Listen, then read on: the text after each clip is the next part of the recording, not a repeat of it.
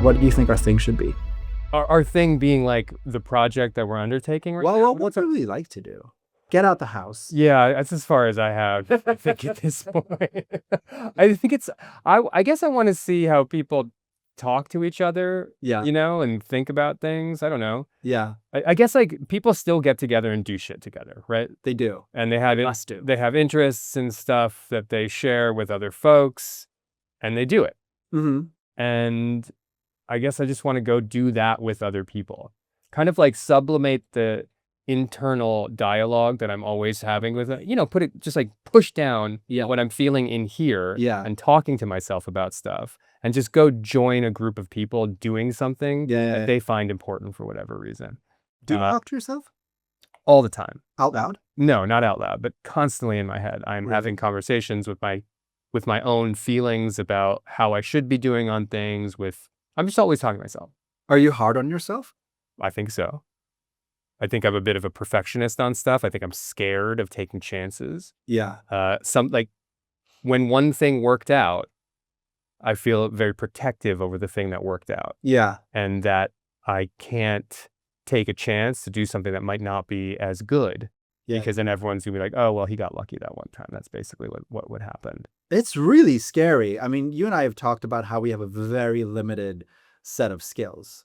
Extremely limited set of skills. So it's so narrow. I'm not a perfectionist in any way. Like I'll do anything but like super sloppy. Interesting. But it's not that I don't care. It's just that I don't have any work ethics. Uh-huh. But I've become have you seen that tote bag where it says, I carry yourself with the confidence of a middle-aged white man? Uh-huh, yeah. Like feel like I've had that and now I don't have that confidence anymore, but I also don't have any marketable skills whatsoever. Well, so I don't even know why I got into making TV and journalism. I have no like actual like understanding of what happened. I got into it because I graduated from college. I didn't really know what I wanted to do. A good friend of mine started a documentary photography magazine and was like, hey, do you want to move to North Carolina? We'll work on it together. We worked at a pizza place during the day, and at night we put together this magazine alongside another person. And so I was all of a sudden in the media. And this was, it was an independent magazine. It was beautiful and did well in the ways that those things do. Did you take pictures? I didn't. I was sort of like an editor of the words, which there were very few of. And then after that, like a friend of the family's friend of the family was like, we want to start a magazine. And I had already started a magazine. And so my name came up. They hired me to start a magazine for them. It turned out to be an online magazine because at that point, it didn't really make a lot of sense to try to like bootstrap a print publication. And then I did that for I was, one of the editors of this online magazine for 5 or 6 years. Crazy. And then I met someone who worked at Vice and I was like, okay, this is cool. And then I did that. And then Vice was moving towards television and I kind of got on the train there.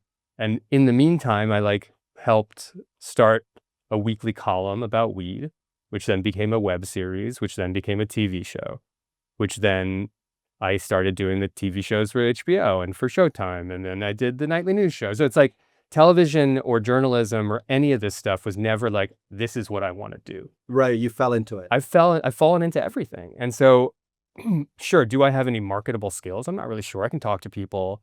I can write a little bit. I'm not a great writer, I wouldn't say. Okay. I don't have the patience for it anymore. I'm out of practice for sure. Writing's hard. Writing is extremely difficult. Mine just sucks.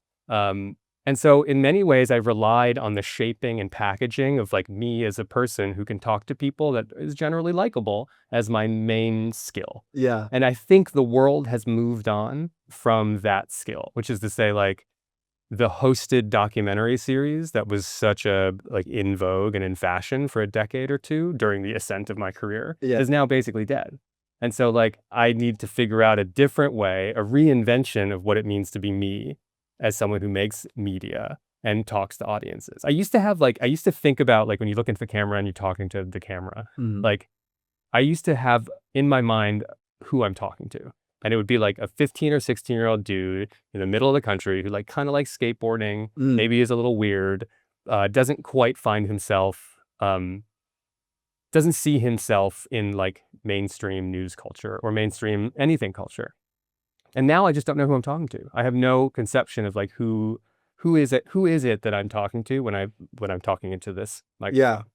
Well, because it's a little scary when you don't have a ready-made audience, right? And putting this out there is a little scary too. Like I'm feeling like a lot of trepidation about everything. Like I've stopped going out Yeah. with people because it's like, what are you doing? I'm not doing anything. Yeah, that's And then it's like putting something out there as well as like an acknowledgement of, oh, I don't have that much going on. We don't have like institutional approval of what we're doing. and I've been seeking that because I think institutional approval is how I feel I'm a real person. Yeah, I need to be told that I'm a good boy. But then everyone's saying to me, but those institutions are going away, and those institutions will never really tell you you're a good boy. And like maybe you'll work for one of those institutions for some time, but they're dead on arrival at this point. The business model is over. Yeah. I mean, that's true, which isn't to say I still wouldn't like to. Like, I'm not a person who goes out like explore or who like sort of pushes the envelope in trying new industries and new business. Like Yeah. I would be like you and I were the last two hosts at Vice, Yeah. and I would be the last host as like CNN, like whatever. Like, Uh-huh. but so I guess this is like if I'm going to try to put a positive spin on it, it's good that we're being pushed Yeah. to do this. Or it's just an acknowledgement of like how desperate we really are. It's a cry for help. It's a cry for help. It's a cry for help. It's a midlife crisis, Mm-hmm. which feels remarkably much better than getting hair plugs and a Porsche. Yeah. Although I'm still not ruling out hair plugs. Well, we could go to Turkey. Wouldn't it be nice? I like it when it's like really even. Oh yeah.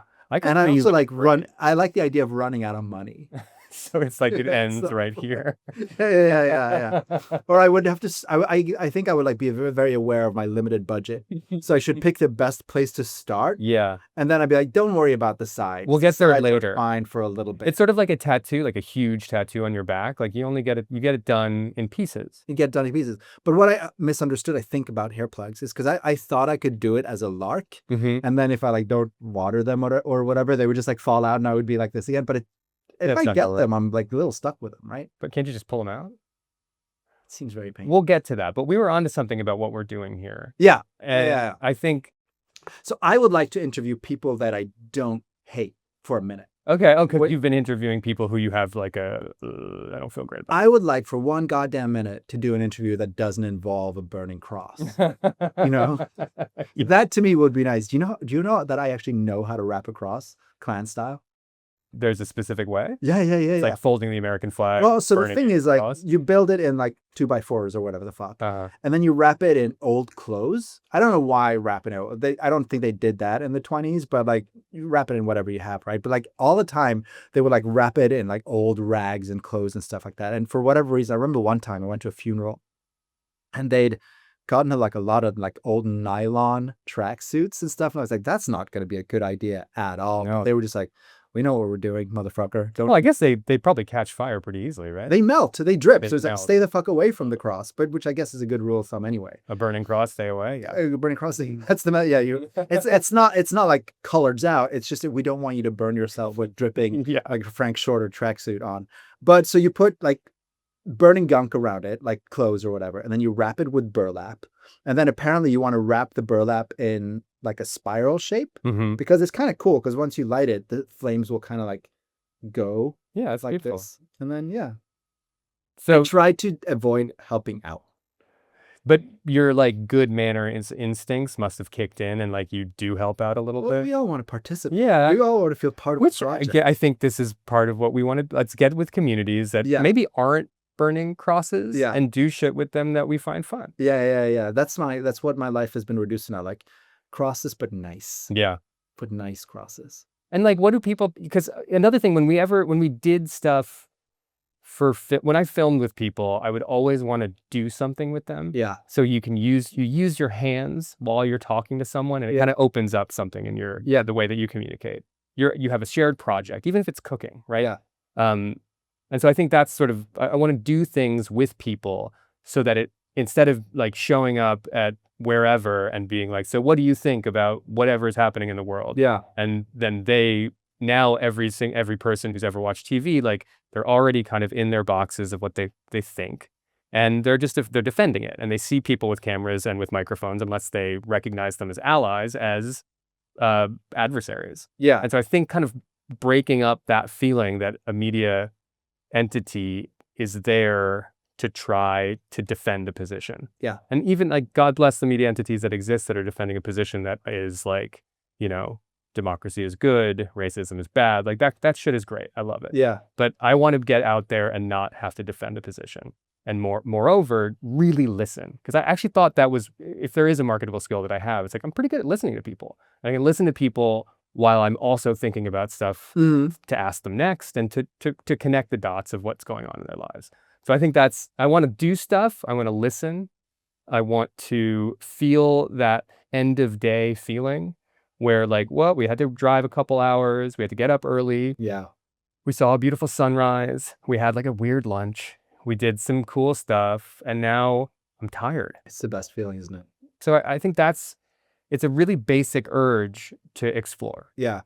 But so how do we do that and also remember that? Because I don't want to be like just a privileged dude who's like, I can go fuck around if I want to. Like, I feel like at some point we need to be like a little responsible and be like, oh, the world is very, very fucked up. Yeah. But then there's a but. Yeah. So the but is like, what's actually holding people together other than hate, I guess. Shared hatred for the other. But yeah, what is actually holding people together or what can, right? I mean, maybe they're not documenting the thing itself, but what are the different ways that people are trying or have tried? Did you ever do culture war stories? Define that. Like I did like anti-drag show, or I did a story about like how certain groups were trying to ban books because they were making our kids gay and trans and all that stuff. And, people would just be angry and furious and stuff like that. And it's just like, I didn't like it because everyone was so set in their ways. Yeah. There was no give or take. And I'm not the kind of guy who like, oh, I believe in the power of conversation and both and the marketplace of ideas, but I'd like to not just talk to people who are so entrenched. Yeah, I think to sort of as I formulate it is that the entrenchment happens when people believe that you're trying to paint them into a box and say that they're effectively bad. Yeah. Which there are times where I think that is appropriate, but for the majority of people in this world, it's not really what's going through their head at any given moment. It's just when you question them about them in those ways. It's like we went to Idaho to do a story about anti-drag bills, right? And everyone had this idea. I mean, because we live in New York, right? Like we all have this idea of, and I think that's a big problem in America in general. There's no local news or anything. Like it's just like assholes like us who fly in from Brooklyn. But we did this piece about how not anymore. Not anymore. No one flies us anywhere. Yeah. But we did this piece about how like lawmakers were trying to ban drag shows and whatever. And we got out there. It's like turns out there's like three guys, like three Republican activists who are trying to do it. And then we talked to like other Republicans, like, dude, the Boise Pride March is one of the oldest Pride marches in the country. Like we are fine here. Like to me, that was so nice to get away from the ding dong who's just like a happy culture warrior. Yeah. And just to be like, no, most people are kind of normal. Right. Well, and that's okay. So then when you do the process of documentary journalism as we did, you tend to find the loudest people. Yeah. And they're the ones who are going to show up when you need them to show up to talk to you. Our friend Lyle called it nut picking. Yeah. And even the best intentioned folks, given a deadline, given the realities of the industry, folks like us are going to venture towards the nuts in that way. Yeah. And it's also fun because it looks good on the reel. You're talking to some crazy kook. Yeah. And it boils down well. And I think like, and I kind of want, right. So that it's all to say that the idea for me is that we like each other. Yeah. I think. Yeah. Maybe not for long, but yeah. I like talking to you about stuff. I think we have a very similar sensibility about how to get people to open up. Yeah. I think when people look at the two of us, they're not intimidated. We don't look like they're not intimidated by us. We're not intimidating people. And that's a bonus.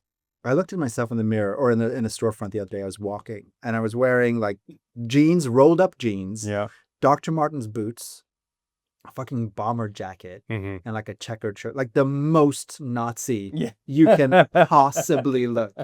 And people were just like, sir, like there's nothing intimidating by this. And sometimes I really want there to be, but I realize I'm just like a soft fist magnet. Like I'm someone either you like or you want to punch, but you never feel threatened. Yes. We're two non-threatening males. Yeah. And Maybe that's what's going for us. Maybe that's what's going for us. I don't know. Um, we were once up interviewing some guy, again, a happy culture warrior, about he wanted to ban all the books because they kept making his ding dang kids trans. Of Hmm. course, he didn't have kids, but he got involved anyway. And so we're in his house talking all day. And then afterwards, we took a break, as you do. And we're kind of walking around the house. And we noticed that like all the interior doors were metal and they had like code locks Oh, you're in like a on them. compound? It was a small house. Huh. So I'm like, that's a little weird. And this was at 6 p.m. So Mhm. kind of middle of the day or end of the day. And then all of a sudden we hear like some like banging or some kerfuffle upstairs. And the guy who we interviewed, who was extremely intense the whole time and a little scary, he looks up and goes like, that's my son. He's sleeping. That's right, sleeping. And he says it like that, just, he's sleeping. That's right, sleeping. And we're just like, oh shit. So then we ran away quickly. But like, yeah, those people too are fun. Yeah. If they're not like, I like weird people, not like bad faith weird people, but I like a weird person to talk to. Yeah, I like a weird person to talk to too. Yeah. But okay, so then the question is, what do we talk to them about? Well, I think you could find experiences that are kind of like universally binding, right? Mhm. Like I had, again, when we did this Manosphere documentary, we met this guy who was like a Manosphere influencer by, you know, he's a bit of a dick. He's a misogynist dick and all that stuff like that. And he's also a boxer. So by the end of the interview, I was like, I want to fight him. You're gonna because box. You want to do something. Like we both want to do something. Yeah. And he proceeds like just to beat the shit out of me, right? Like he just pummeled your little boy. Yeah. Broke 2 of my ribs. Did you really? Yeah. But my point is, right after that, like I loved him so much. Uh-huh. Like we'd shared this moment Yeah. of, I'm not going to say battle because it was a rout. Like he just beat me up. But like we'd shared this experience. And I think like going out and looking for that, Yeah. these shared experiences that we can have. And I don't want, as a journalist, you're always like on the outside looking in, Mm-hmm. which is why I think I kind of like my realization that I'm also personally lonely, Mm-hmm. because it forces me to like go inside the story. Like I'm not different from you. I'm not a clan member, Yeah. although I look like one. Right. I could join a cult, I think, Mm-hmm. but it's just like, so I want to be part of things more. So like to that end, like I wanted, like next week, and you're going to help me with this. Hopefully we'll go to an audition Oh yeah. because I want to join a theater group. Interesting. Yeah. Because I did that when I was a kid. I'm a trained actor, not as a kid. I did that as a 20-year-old. Did you know I was a trained actor? When you say trained, what do you mean? I went to drama school in London. Oh my goodness. Yeah. I went to a drama school that's, I think it's run by Andrew Lloyd Webber. Like it was like a beautiful school. It was split between theater, which was us, drama, and then musical theater, which was very la-di-da. Sure. They would like bounce around the corridors like singing, and we would just be like, be quiet, I'm in my feelings. So yeah. But there was a little tiny bar, that the school bar, because this was London, like Uh-huh. made your own bar. And every so often, like Sir Andrew Lloyd Webber would sit in the corner, Incredible. just like drink on his own and be grouchy. But I felt all the feelings. I wore a leotard every day. For fun? You For- think yes. it was for dance? Well, no, we had a class called, the fuck was that class called? It was some bullshit. But the thing is, like, you were to be taught to embody other things. Like the goal, I think, was to be like, I'm a horse. Yeah. So you would run around like, if you're a horse now, does a horse exist in its weight or in its lightness? My teacher always put me in animals that were in their weight because I think she thought I was fat, which I was. Yeah. That's fair. But like you would sit in your leotard and you would eat a make-believe Snickers for days. And she was like, I don't believe the reality of your Snickers, Vegas. And I was like, wow. like, do I make sound effects? Uh-huh. And then like one day she was like, there it is. I see the Snickers. So I'm a trained actor. I know what I'm doing. So you can slip into these roles then? I don't think so. No. I was bad at it. You were bad at it. Yeah. No, but what I mean to say is that like you have a body and consciousness awareness. Like if you want to fit in or to be around people and make them feel comfortable, you have a way of doing that. You have to practice it. I've always felt like a bit of an empty windsock. Is that what it's called? Airports. Yeah. I've always felt like one of those that most of the time just kind of like hangs there and flaps around. Yeah. Flaccid. But other times it gets filled with air, but it's like, it never decides where it wants to blow.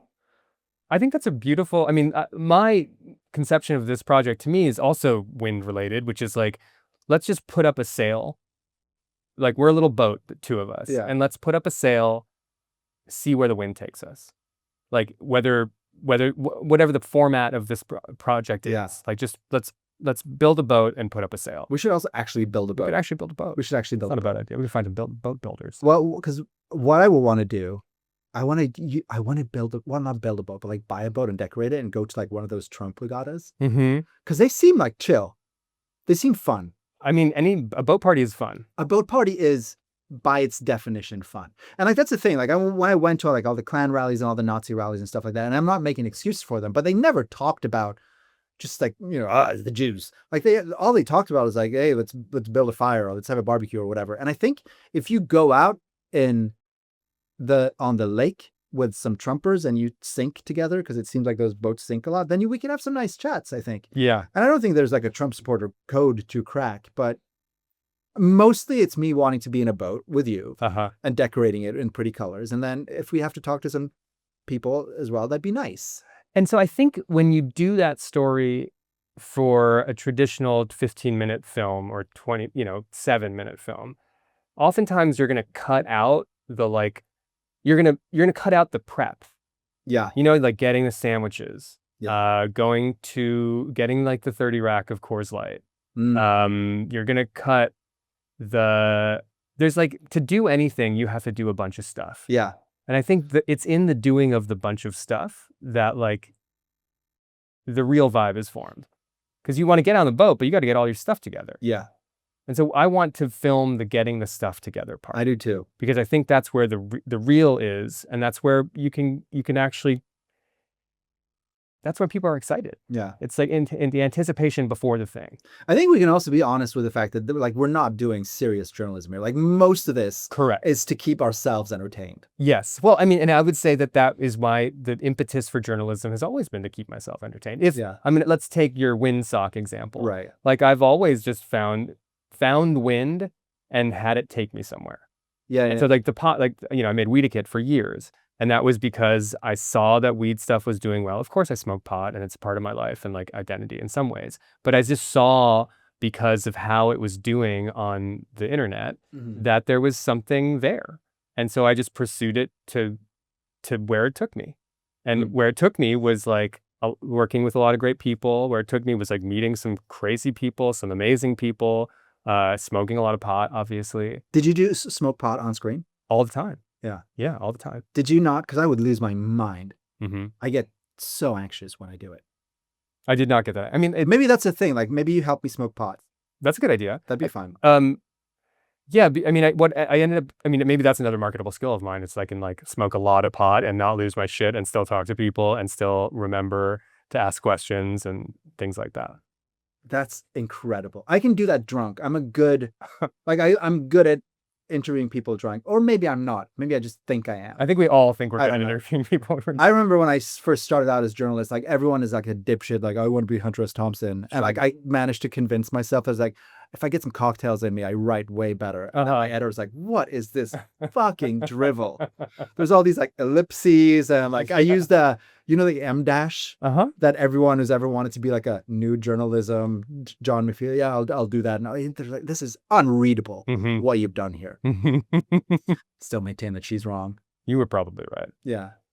Okay, so we have a very loose definition then of what the project is. Yeah. I think that like these chats that we have, right now we're kind of figuring out what it is that we want to do, but like we actually have to go over some logistics to do the things that we need to do. How do we get there? Who are we talking to? So I think these kind of like you and me talking is thinking about this idea of loneliness and togetherness and finding communities of people to go visit. And B, actually planning it. Are you worried that, let's say we start this and it's very tender. Yeah. It's a little scary. Oh. And then like we do like 2 episodes and then like I get a call from CNN or something and it's like, do you want a job? And I'm like, Krishna, sorry. It's over, buddy. Do you ever think about that? Well, I think let's talk about it because we haven't talked about this yet. Yeah. But I think if something like that happens, then I wouldn't be like mad at you. Yeah. I would be like, oh shit. You wouldn't be fully happy. And I wouldn't be fully happy. No. That's fine. That's fine. That's fine. I think that's a risk that we're going to have to take. Yeah. That's not the risk that I'm actually worried about. I don't think that's gonna happen. Yeah, I mean, if it does, it does. But like the issue that what makes this feel very risky, very dangerous, very tightens the sphincter quite a bit is we're just putting ourselves out there. Yeah. Like there's no safety net here. There's no like, whatever. And there's no like already 6 million subscribers to the YouTube channel we're going to put it on. Yeah. So that we're guaranteed a few hundred people, 1,000 people will just watch it as a result. Yeah. I'm scared of the sort of like the pitying, like, oh, good for you guys, because we're gonna get it. We're gonna get so much of that, and a lot of this comes down to like the social dynamics of the peer group that we're part of. Because it's a very impressive peer group. Extraordinarily impressive peer group that we are laggards in. We are on the bottom 10%. No, look right. Wait, I'm trying to point. Like, look at that. Oh, sure, yeah, and like there's an Emmy behind your shoulder. And that it's just one. That's the thing. There are people with many. Yeah, but everyone told me like, oh, Emmys are like when I started Vice. Okay. To be fair, my first piece was Emmy nominated, but everyone's like, you're gonna get so many Emmys, you're not gonna care anymore. I don't have any.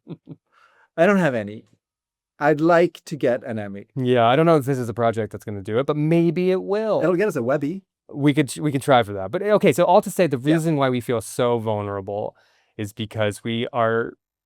We ran with some really impressive folks that are still doing really impressive stuff. Yeah. And whether what we do is impressive maybe isn't the goal. It isn't the goal. I don't want to impress people. I just want to do things that I like. I think that's going to be the secret to our own health and well-being. Yeah. Right. Like we have to put away, like we have to acknowledge that, okay, we're doing this one for us. Okay. We're doing this one because there are adventures that we want to have. Yeah. We're doing this one just to put some fucking tickets on our Delta app. Yeah. Yeah, exactly. And this could be a way for us to go out into the world and see cool shit. Mm-hmm. And I think if we're able to like insulate ourselves in this, like, I don't care how it does. This is just for us to do a fun thing. And also, it's nice to have a coffee in the morning with you. Yeah, that's right. So the basic foundation of this project is that we like hanging out with each other. Yeah. That we like going to places and meeting people. Yes. And we have to take out of the equation entirely the concept that it might be successful. But also I think we have to acknowledge that everyone kind of is like us too. Like everyone's freaking out. Like I know we talk about having this very impressive peer group, and they are super impressive. Mm-hmm. But I also know for a fact that like a lot of them and a lot of us are just, riddled with imposter syndrome, filled. Like I'm not saying that they're all happy-go-lucky. Mm-hmm. So maybe that's something that helps us too. Like this is, like, it's not easy for me to say that I'm lonely. That's not a fun thing to say at all. But it's also like, okay, that's good. It helps me to say it. Yeah. It helps me put words to it. So maybe this is like, it's okay for us just to do something that might make us happy. Right. And that's enough. That's enough. Like, I feel a little lucky that I could talk to you about it. Mm-hmm. That's a good thing. Mm-hmm. And that's cool. I don't know if it's cool.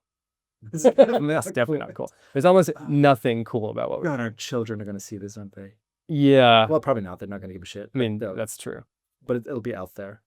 So yes, uncomfortability, squirminess, all these things are part of it. I guess let's put out the poll. We'll have a couple options. Let's see where it goes. And I think, the next time that we talk, we should talk about specific things, like your upcoming auditions for your community theater production. And then we should find my product. Like, what am I doing? Yeah, we got to find something good. For me. Yeah, for you.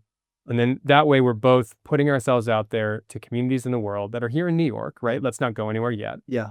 Start local.